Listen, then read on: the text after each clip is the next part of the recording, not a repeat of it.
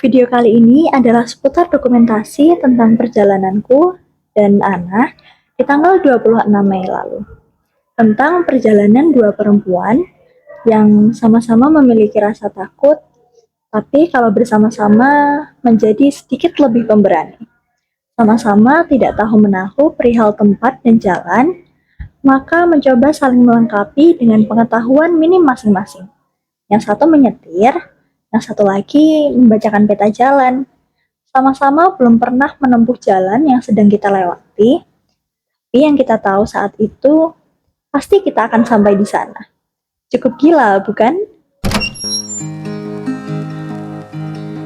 Selama di perjalanan yang terasa panjang ini, banyak sekali ide dan pikiran yang masuk ke kepalaku. Tapi yang paling mendominasi isi pikiranku saat itu adalah kita rela jauh-jauh begini demi apa ya? Buat melihat pantai? Aku rasa nggak cuma buat itu. Buat cari ketenangan di pantai. Nggak juga sih. Justru pantai kan tempat ramai. Buat have fun? Bisa jadi. Berarti jauh-jauh begini untuk mencari kebahagiaan ya? Memang untuk bahagia itu seperti apa sih? Sampai harus dicari jauh-jauh begini? Apa memang benar bahagia harus dicari dari tempat yang jauh? Tapi kalau untuk bahagia harus terus-menerus jauh-jauh begini, aku nggak mau, capek. Kalau kita aja nggak bisa menikmati proses untuk mencari kebahagiaan itu, lalu setelahnya membuat kita nggak bisa bersyukur dengan hasil yang udah kita raih dari proses yang bikin capek itu. Buat apa dicari sampai jauh-jauh?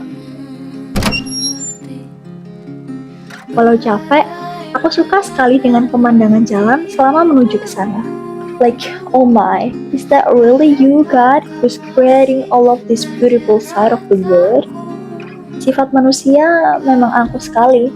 Dagunya naik, merasa yang paling banyak pencapaiannya, kontribusinya di muka bumi ini. Meminta dihormati dan dihargai, padahal tidak bisa menunjukkan rasa peduli, selain untuk dirinya sendiri. Setelah melihat pemandangan ini lagi secara langsung, rasanya aku hanya makhluk kecil yang bukan apa-apa kalau dibanding ciptaan-ciptaan Tuhan yang lain. Dibandingkan jalan indah ini, langit, lembah, bukit, ombak, dan lautan. Setelah akhirnya sampai di tempat tujuan kami, kita sedikit kecewa. Di Pantai Indrayanti, payung di mana-mana. Sampah berserakan, terlalu banyak manusia di sini. Terlalu penuh dan sesak. Memang salah sih, karena tujuan awal kita ada di Pantai Watu Lawang, hanya 3 menit dari sini. Jadi, selama di Indrayanti, kami memutuskan untuk naik ke Bukit Karang, mencari sepi.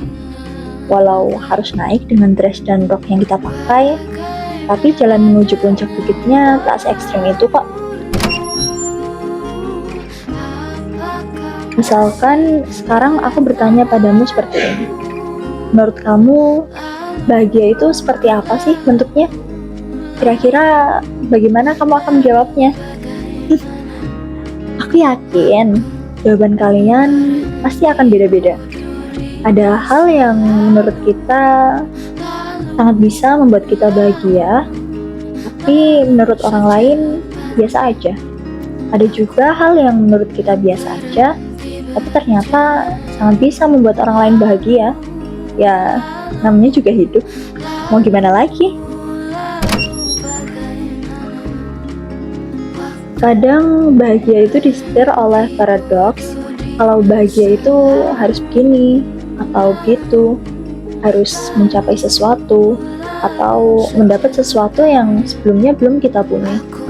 Tapi itu semua rasanya membuat kita makin gak bahagia, karena merasa kurang, merasa belum mencapai sesuatu, merasa kurang karena belum memiliki sesuatu. Setelah itu, kita mencoba mengejar dan mendapatkan hal-hal itu. Hal-hal yang awalnya kita kira kalau nanti kita bisa memilikinya, pasti akan membuat kita lebih bahagia. Tapi mau sampai kapan?